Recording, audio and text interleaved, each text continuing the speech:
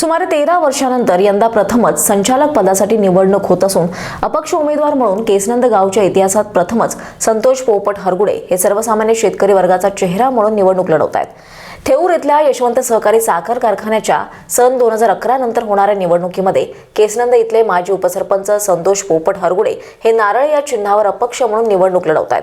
केसनंद वाघोली लोहगावमधल्या शेतकऱ्यांचा प्रतिनिधी म्हणून त्यांना मतदारांनी संचालक म्हणून काम करण्याची संधी द्यावी असं आव्हान केसनंद गावचे विद्यमान सरपंच प्रमोद हरगुडे यांनी सर्व मतदारांना केलंय।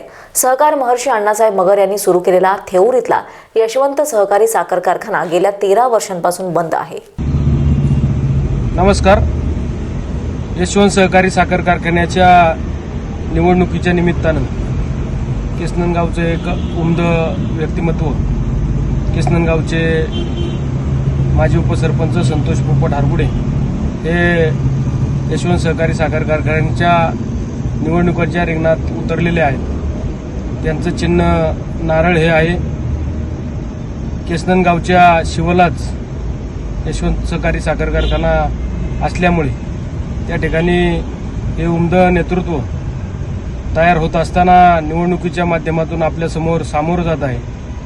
आपणा सर्वांना मतदार बंधू भगिनींना मायबापांना विनंती आहे की आपण नारळ या चिन्हावरती शिक्का मारून आपण संतोष पोपट हरगुडे यांना विजयी करावं। कारण इथून पाठीमागच्या काळामध्ये जे काय झालं ते अतिशय खेदजनक आहे।